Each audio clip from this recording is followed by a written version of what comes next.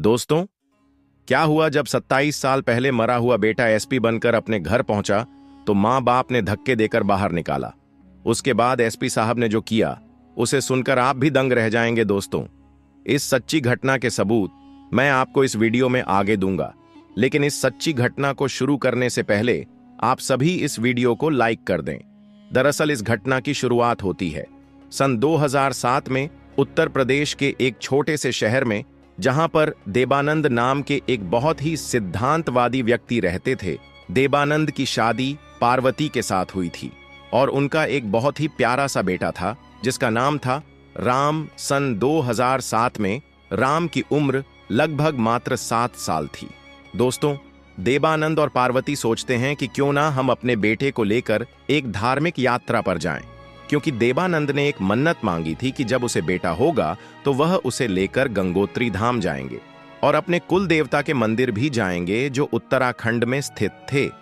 तब दोस्तों, उस वक्त देबानंद अपनी पत्नी और 7 साल के बेटे को लेकर उत्तराखंड के 4 धाम की यात्रा पर जाते हैं और उस 4 धाम की यात्रा के दौरान देबानंद महाराज ने अपनी सबसे कीमती चीज खोई थी और वह थी उनका बेटा। दोस्तों, दरअसल 4 धाम की यात्रा के दौरान देबानंद और पार्वती के साथ एक भयानक बस हादसा हुआ था।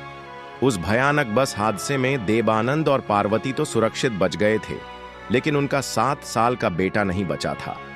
अब उस यात्रा के दौरान देबानंद और पार्वती की जो हालत हुई थी, उस हालत का अंदाजा कोई नहीं लगा सकता था, क्योंकि राम उनका इकलौता बेटा था और जब उन्होंने उसे खोया तो वह बहुत दुखी हुए और वह भगवान को कोसने लगे। कहने लगे कि हे भगवान, हम तो तेरे दर पर आ रहे थे, लेकिन तुमने तो हमारी खुशियां ही छीन ली। अब दोस्तों, देबानंद और पार्वती ने उस बस हादसे में अपने बेटे को बहुत ढूंढा, लेकिन वह बेटा नहीं मिला। कुछ लोगों का कहना था कि वह बच्चा खाई से नीचे गिर गया है, तो कुछ लोगों का कहना था कि बच्चा नदी में गिरकर बह गया है। तरह तरह की बातें। जब देबानंद और पार्वती ने अपने 7 साल के बेटे के बारे में सुनी तो उनका दिल दहल उठा था। अब दोस्तों, वह उनका इकलौता बेटा था। वह बेटा पार्वती को विवाह के 11 साल बाद हुआ था, क्योंकि पार्वती ने बहुत मेहनत की थी और बहुत तकलीफ भी झेली थी। उसके बाद जाकर पार्वती को एक बेटे का सुख मिला था, लेकिन वह सुख भी ज्यादा समय तक नहीं टिका। तब पार्वती का हाल रो रो कर बुरा हो चुका था। अब दोस्तों, पार्वती और देबानंद उस अधूरी यात्रा से अपने घर आ गए थे और उस यात्रा को वह कभी अपने जीवन में नहीं भूले थे। जब पार्वती और देबानंद अपने गांव लौटे तो गांव वालों ने उनसे बहुत सवाल किए कि आपका बेटा कहाँ है? क्या आपने ढूंढा नहीं? क्या आपको मिला नहीं? तब तरह तरह के सवालों से पार्वती और देबानंद बहुत परेशान भी हो गए थे, लेकिन भगवान की माया वहीं जाने। दोस्तों, समय आगे बीतता गया। अब पार्वती और देबानंद उनके घर में सिर्फ अकेले ही रह गए थे। बहुत समय हो गया। उसके बाद पार्वती ने कभी भी बच्चे को जन्म नहीं दिया, क्योंकि पार्वती उस घटना के बाद टूट सी गई थी और पार्वती हमेशा देबानंद से यही बोलती थी कि मुझे अब इस दुनिया में कोई संतान नहीं चाहिए। भगवान ने मेरी सबसे बड़ी खुशी छीनी है, अब मुझे और कोई खुशी नहीं चाहिए। तब देबानंद पार्वती को बहुत समझाता है, लेकिन पार्वती नहीं समझती है। दोस्तों, समय आगे बीतता गया। उस घटना को लगभग 27 साल हो चुके थे और पार्वती और देबानंद अभी भी उस सदमे से बाहर नहीं आए थे, क्योंकि वह उनका इकलौता बेटा था और वह अपने बेटे से बहुत प्यार करते थे। अब दोस्तों, एक मां बाप ही जानते हैं अपने बेटे से बिछड़ने का दुख, लेकिन वह कहते हैं ना कि भगवान के घर देर है लेकिन अंधेर नहीं। उस घटना के 27 साल बाद वही बेटा अपने मां बाप से मिलने घर पहुंचा और वह भी एएसपी बनकर। आपको इस घटना पर यकीन नहीं होगा, लेकिन यह उत्तर प्रदेश की सच्ची घटना है। यह घटना भले ही उत्तराखंड में घटी थी, लेकिन इस घटना का अंत उत्तर प्रदेश में हुआ। दोस्तों, दरअसल जब राम को पता चला 27 साल बाद कि उसके माँ बाप जिंदा हैं, तो राम अपने माँ बाप को ढूंढता हुआ उसी गांव में पहुंचा, उसी घर में पहुंचा जहां पर उसका जन्म हुआ था। जब राम अपने माँ बाप के सामने पहुंचा और उन्हें बताने लगा कि मैं तुम्हारा बेटा हूं, तो माँ बाप जो थे वह कहने लगे कि हे, यह तुम क्या मजाक कर रहे हो? हमारा बेटा 22 साल पहले उत्तराखंड की बस दुर्घटना में मर चुका है। तुम कौन हो और तुम खुद को हमारा बेटा क्यों बता रहे हो? अब दोस्तों, दरअसल देवानंद को शक हुआ था कि कहीं यह कोई झूठा व्यक्ति तो नहीं है जो खुद को हमारा बेटा बता रहा है, क्योंकि देवानंद के पास बहुत धन दौलत थी और वह बहुत बेटे वाला था और वह सिर्फ संतान के सुख से ही वंचित था। बाकी उसके जीवन में सारा सुख था।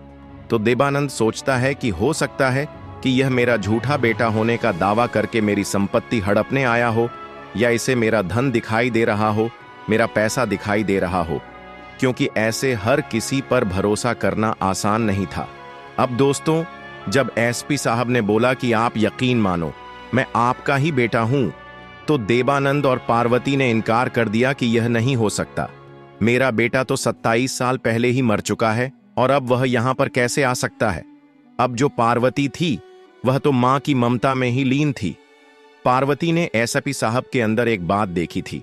दरअसल दोस्तों, जो राम था 7 साल का, उस राम की गर्दन पर जन्म का एक चिन्ह था काले कलर का, और उस व्यक्ति के गले पर भी काले कलर का चिन्ह था। जब पार्वती की नजर उस जगह पर पड़ी तो पार्वती देवानंद से बोलने लगी कि अरे रुको, ये लड़का शायद सही कह रहा है, ये हमारा बेटा ही है।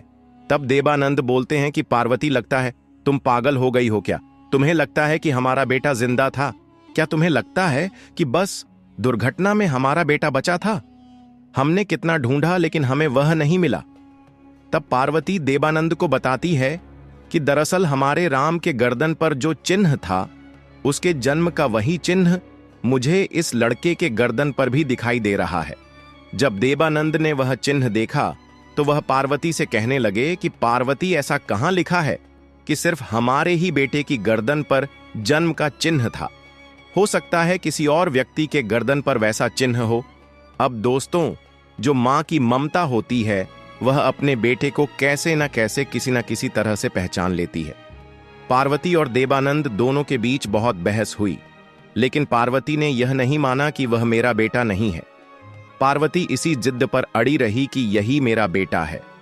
तो एसपी साहब यह सब देख रहे थे और एसपी साहब यह भी कह रहे थे कि माता पिता, आप समझो, मैं ही आपका बेटा हूं। अब यहां पर जब देवानंद ने पूछा कि अगर तुम हमारे बेटे हो तो बताओ तुम्हारे साथ क्या हुआ था और तुम जिंदा कैसे बच गए, तब राम, यानी कि जो एसपी साहब थे, वह उस घटना की सच्चाई बताते हैं।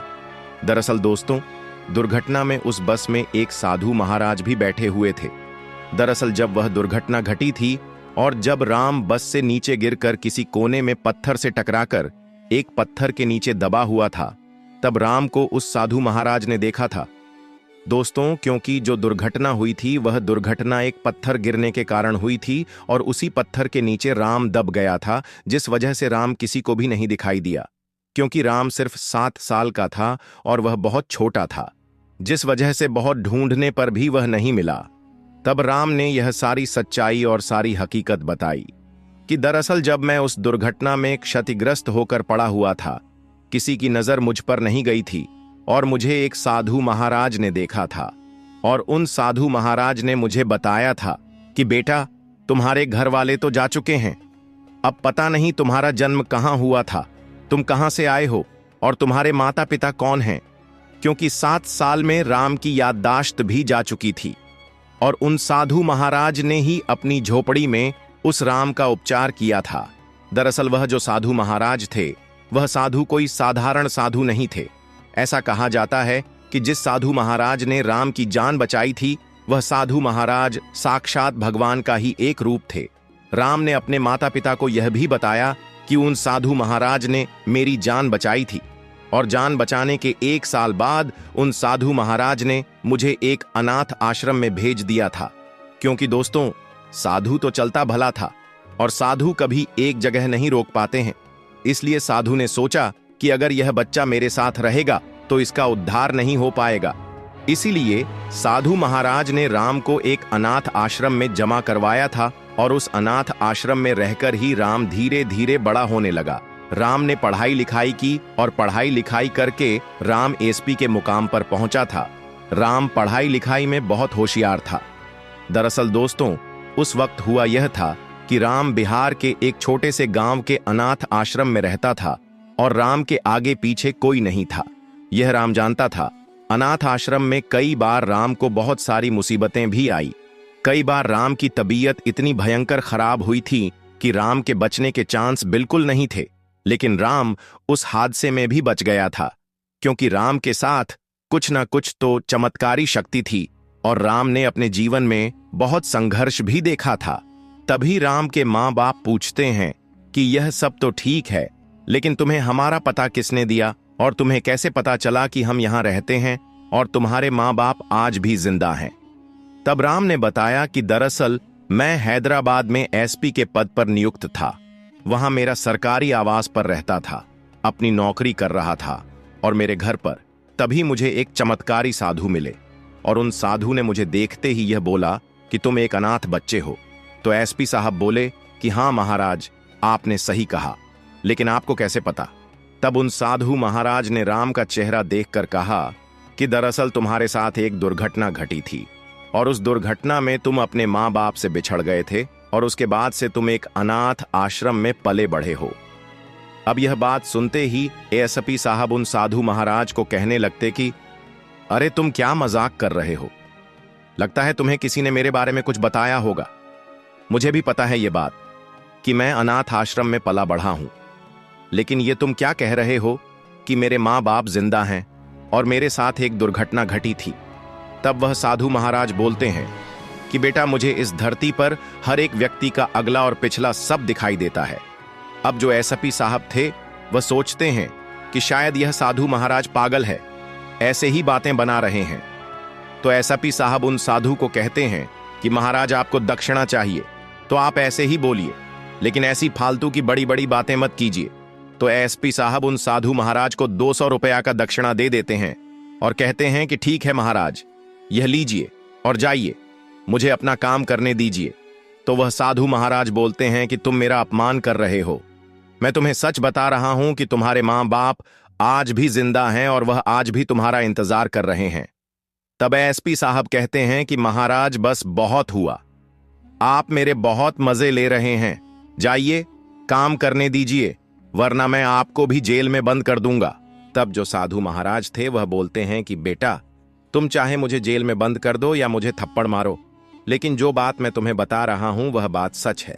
अब उन साधु महाराज ने एसपी साहब के सिर पर हाथ रखा और एसपी साहब 2 मिनट के लिए अपनी पुरानी जिंदगी में चले गए और एसपी साहब ने वह सब देखा अपने मन के अंदर जो उस साधु ने बताया था। और जैसे ही एसपी साहब ने आंखें खोली तो वह साधु वहां से गायब हो चुका था और यह चमत्कार कोई छोटा मोटा चमत्कार नहीं था। जब यह सब बात एसपी साहब अपने माँ बाप को बता रहे थे तो माँ बाप को भी अब एसपी साहब की बातों पर विश्वास होने लगा था कि हाँ, शायद यह हमारा ही बेटा है। जब साधु महाराज ने एसपी साहब के सिर पर हाथ रखा था तो एसपी साहब ने वह सब कुछ देख लिया था कि उसके माँ बाप कैसे दिखते हैं, उनके माँ बाप कहाँ रहते हैं और उनके माँ बाप सच में हैं या नहीं। और उनके माँ बाप का पता भी उन साधु महाराज ने ही बताया था और साधु महाराज ने यह भी कहा था कि अगर तुम्हें विश्वास नहीं है तो जो स्थान और जो जगह तुमने अपने मन में देखी है तुम उस जगह पर सिर्फ एक बार जाकर आओ, मेरी बात का विश्वास कर लो। तो एसपी साहब विश्वास करके अपने माँ बाप से मिलने गांव आ गए थे। तो एसपी साहब ने सब बात अपने माँ बाप को देखा और माँ बाप यानी कि संजीवनी और देवानंद इस घटना को सुनने के बाद जोर जोर से रोने लगे और कहने लगे कि पार्वती, मैंने तुम्हें कहा था कि भगवान के घर देर है लेकिन अंधेर नहीं, क्योंकि जो घटना घटी थी उसके बाद तो उस बस में जितने भी यात्री सवार थे उन सब ने तो मान लिया था कि उनका बेटा मर चुका है और उनका बेटा शायद अब इस दुनिया में नहीं है, लेकिन देवानंद और पार्वती ने कभी यह नहीं माना था। वह हालांकि बाहर से सबको यही कहते थे कि हमारा बेटा मर चुका है, लेकिन उनकी अंतरात्मा जानती थी कि हमारा बेटा शायद आज भी कहीं ना कहीं जिंदा है। अब वह कहते हैं न कि इंसान की अंतरात्मा ही जानती है कि उसके अतीत में अगर उसके साथ कुछ जुड़ा हुआ है तो उसके बारे में कुछ न कुछ संकेत भी मिलते हैं। दरअसल जब एसपी साहब घर लौटे थे और उन्होंने अपने माँ बाप को देखा तो एसपी साहब भी रोने लगे थे। और यह सब घटना सुनने के बाद पार्वती और देवानंद ने एसपी साहब को गले लगाया और रोने लगे और कहने लगे कि बेटा, हमें माफ कर दो, जो हमने तुम्हें पहचानने में भूल की और तुम्हें कोई झूठा व्यक्ति समझा। तब एसपी साहब कहते हैं कि कोई बात नहीं, देखिए सबको ऐसा ही लगेगा, क्योंकि 27 साल बाद कोई बेटा अपने माँ बाप से मिलने आएगा तो हर माँ बाप को शक होगा ही होगा। जब यह घटना पूरे गांव में फैली तो सब गांव वाले कहने लगे कि देवानंद और पार्वती, तुम दोनों बहुत खुशनसीब हो जो तुम्हारी जिंदगी में यह दिन आया है। साक्षात भगवान ने तुम्हें तुम्हारी खुशियां लौटाई हैं। देवानंद के घर में त्योहार जैसा माहौल जो गया था दोस्तों, इस घटना को आप या तो सिर्फ एक इत्तेफाक मानिए या फिर एक मजाक मानिए, यह आप पर निर्भर करता है। अगर आप मानते हैं कि वाकई में ऐसा हो सकता है तो आप बहुत अच्छे इंसान हैं। बाकी कमेंट बॉक्स में आप अपनी राय अवश्य दीजिएगा कि यह घटना आपको कैसे लगी, और इस वीडियो को भी आप सभी लाइक अवश्य कर दीजिएगा और हमारे चैनल को आप सब्सक्राइब करके हमसे अभी जुड़ जाइएगा दोस्तों। फिर किसी नेक्स्ट वीडियो में मिलते हैं, तब तक के लिए सभी दोस्तों का बहुत बहुत धन्यवाद।